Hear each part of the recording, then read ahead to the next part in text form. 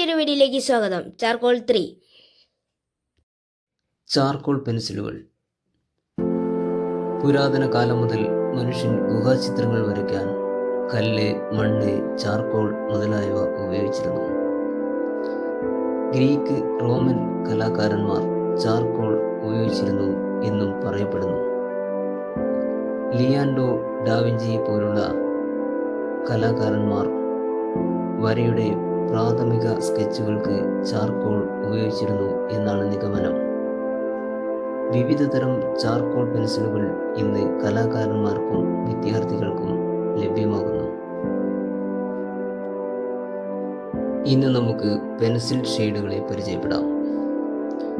പ്രകാശമുണ്ടെങ്കിൽ മാത്രമേ നമുക്ക് വസ്തുക്കളെ തിരിച്ചറിയാൻ കഴിയുന്നുള്ളൂ. വസ്തുവിൽ പതിക്കുന്ന വെളിച്ചത്തിൻ്റെ തെളിച്ചമനുസരിച്ച് വസ്തുവിൻ്റെ രൂപം ദൃഷ്ടാവിന് വ്യക്തമായി കാണാൻ കഴിയും.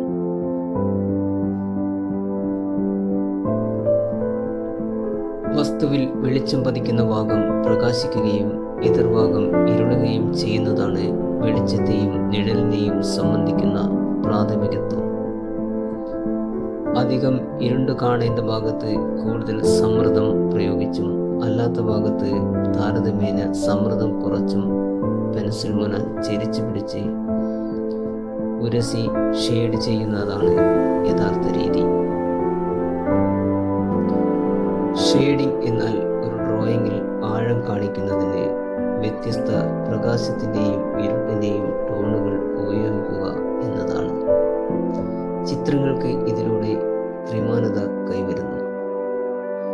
വിവിധ തരം ഷെയ്ഡുകൾ ഉപയോഗിച്ചാണ് ഞാൻ ഈ ചിത്രങ്ങൾ വരച്ചിരിക്കുന്നത്. രേഖ ഷെയ്ഡിംഗ്.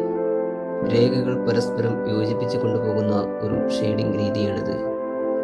പെൻസിൽ വളരെ സമ്മർദ്ദം കുറച്ച് തുടങ്ങുകയും ആവശ്യാനുസരണം സമ്മർദ്ദം കൂട്ടിക്കൊടുക്കുകയും ചെയ്യാം.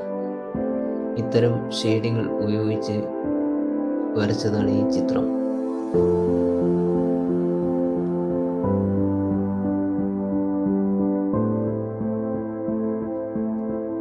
Cross shading.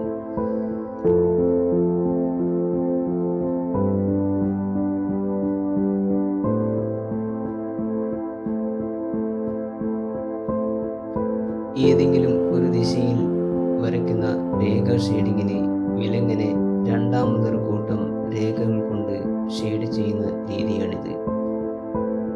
വെളിച്ചവും നിഴലും തത്വത്തിൻ്റെ തീക്ഷ്ണത ആവിഷ്കരിക്കാൻ കഴിയുന്ന ഈ രീതി ഫലപ്രദമാകുന്ന ചില ഘട്ടങ്ങളുണ്ട്.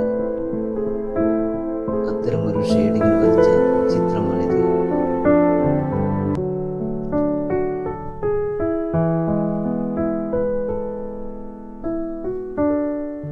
ബിന്ദുക്കളുടെ സമാഹരണ ഷെയ്ഡിംഗ്.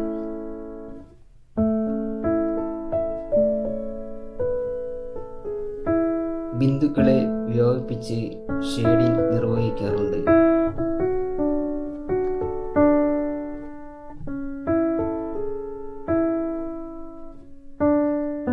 ഇരുണ്ട ഭാഗങ്ങളിൽ താരതമ്യേന കട്ടി കൂടിയ ബിന്ദുക്കളും ക്രമമായി കടുപ്പം കുറഞ്ഞ ബിന്ദുക്കളും വ്യാപിപ്പിക്കുന്നു. ഇത്തരം ഷെയ്ഡിങ്ങൾ ഉപയോഗിച്ചുകൊണ്ട് പോർട്രേറ്റുകൾ ചെയ്യാവുന്നതാണ്. അത്തരം ഷെയ്ഡിങ്ങിൽ ഞാൻ ചെയ്ത ഒരു പോർട്രേറ്റാണിത്.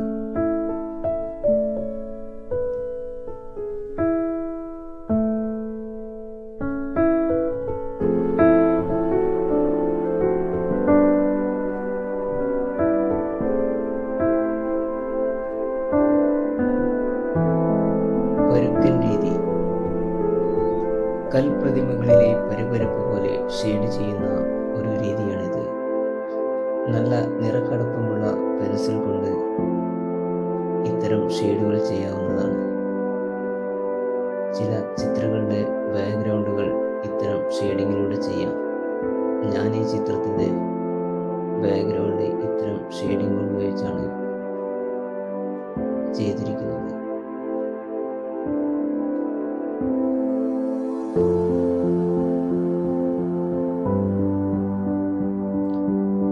വിവിധതരം ഷെയ്ഡിങ്ങിലൂടെ എങ്ങനെ ഡ്രോയിങ് ചെയ്യാം എന്നതിനെക്കുറിച്ചാണ് ഇവിടെ പരാമർശിച്ചത്.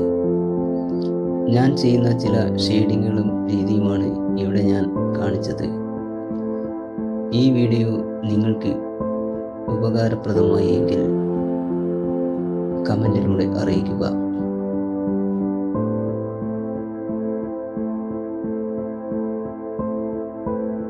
തുടർന്നും വീഡിയോ ലഭിക്കാൻ ഞങ്ങളുടെ ചാനൽ സബ്സ്ക്രൈബ് ചെയ്യുക. മറ്റൊരു വീഡിയോയുമായി കാണാം. ചാർക്കോൾ 4